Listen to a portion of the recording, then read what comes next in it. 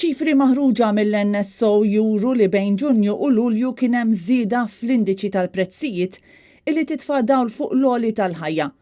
Dan l-indiċi jikkonferma li kien hemm żieda fil-prezzijiet tal-ikel u x-xorb, żieda fil-prezzijiet tar-ristoranti, kif ukoll żidiet fil-prezz ta' apparat domestiku u servizzi ta' trasport. L-istatistika tal-NSO turi żidiet fil-prezzijiet li baqgħu b'mod konsistenti sa minn frar ta' din is-sena. Madankollu meta l-medja tal-Partit Laburista ġiet biex tirrapporta din l-aħbar, ħolqu realtà ġdida li mixejn ħlif fake news.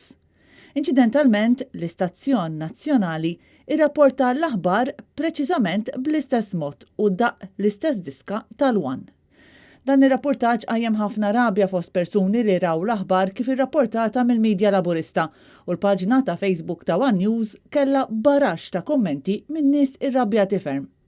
Fost il-kummenti kien hemm min kiteb li min irrapporta ma jikolx jew ma jgħix f'Malta.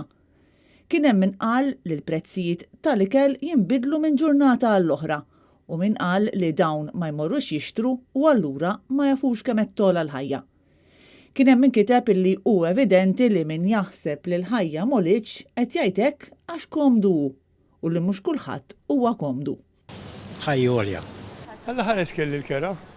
Għaxan, għannix il-pirmli, ma n-mensax, għalla ħares kelli l-kera. Dej, kull jom jolew l-affarijiet, kull jom jolew. L-iktar l-affarijiet tal-ikelu.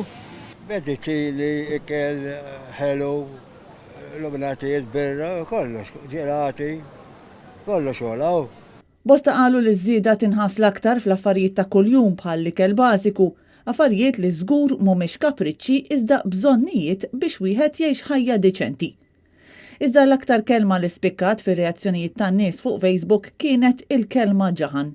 Fost il-kummenti aħna mhux ġaħan u trid tkun ġaħan biex tibla dak li kitbu tal-One. Preferenza għal mod kif il-Ministru Edward Zammit Lewis irrefera għal kostitwenti tiegħu fil-WhatsApp chats ma' Jorgen Fenek.